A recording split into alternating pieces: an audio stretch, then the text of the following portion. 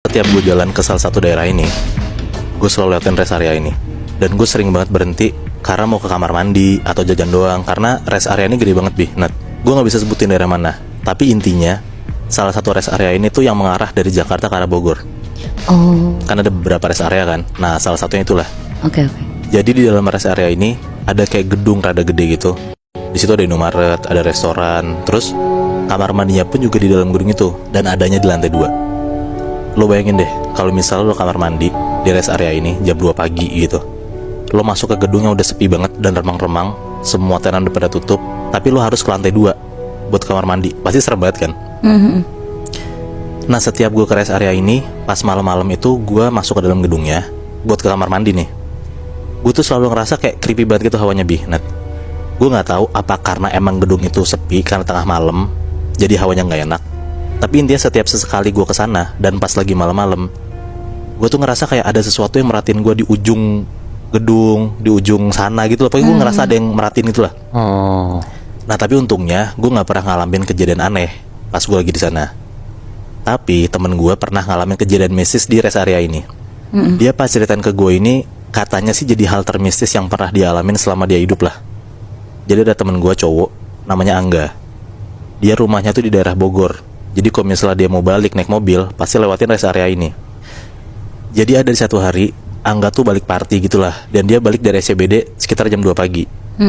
Sekitar jam setengah 3-an gitu, setengah 3 lewat lah. Dia udah sampai di daerah rest area ini. Pas banget, pas tiba-tiba di perjalanan balik, dia tuh kebelet pipis banget tuh. Akhirnya dia mutusin buat ke rest area ini. Parkirlah dia di situ. Dan pas dia sampai rest area ini, dia ngeliat tuh kayak masih banyak beberapa mobil lah parkir di sana. Dia turun dari mobil dan dia masuk nih ke gedung yang ada di rest area ini buat ke kamar mandinya. Ingat kan lo kalau misalnya gue bilang tadi kamar mandi itu ada di lantai 2. Jadi dia masuk tuh, harus masuk dulu ke gedung itu dan naik ke lantai 2. Dari masuk gedung ini pun juga bener-bener udah sepi banget, Bihnat. Kasarannya tuh kayak di dalam gedung ini cuma dia doang lah. Ada beberapa orang masih ada di sana tapi duduk di depan gedungnya, gak sampai masuk gitu. Pas dia udah di lantai 2, dia ngerasa banget kayak ada orang yang lagi jalan juga di belakang dia. Nah, di situ tuh anggap pikirannya udah macem-macem banget tuh, karena dia yakin banget kalau misal pas dia masuk ke gedung itu gak ada sama sekali orang. Dia ngeliat ada orang lagi duduk di luar, gak ada yang ikut masuk sama dia gitu loh.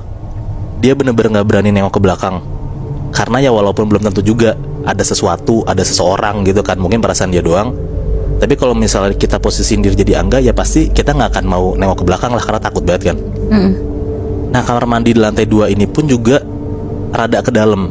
Jadi pas lo naik eskalator ke lantai 2, gak langsung di depannya banget tuh kamar mandinya. Jadi lo harus jalan dulu rada ke dalam baru tuh masuk kamar mandinya. Nah, selama perjalanan itulah, dari dia lantai 1 ke kamar mandi, itu dia ngerasa kalau misalnya ada orang yang lagi jalan di belakang dia. Jalan-jalan, akhirnya dia masuklah ke kamar mandi ini. Di kamar mandi ini pun juga hawanya malah lebih serem dibanding gedungnya, Bihnat. Karena kayak bentukan kamar mandi tuh gede banget, sunyi banget dan gak ada suara apa-apa.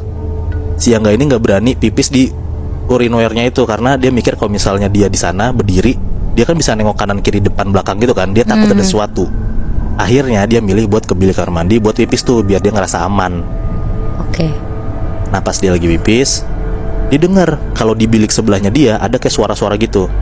Suara itu kayak bener-bener ada orang gitu lah, Bihnat.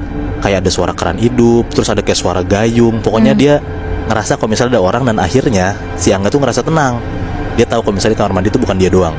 Akhirnya dia beresin urusannya tuh di kamar mandi, beres-beres segala macam. Akhirnya dia keluar tuh dari biliknya.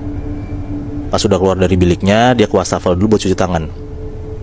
Nah, terus dia dengar kunci kamar mandi yang di sebelah biliknya si Angga itu kebuka kayak skrek gitu.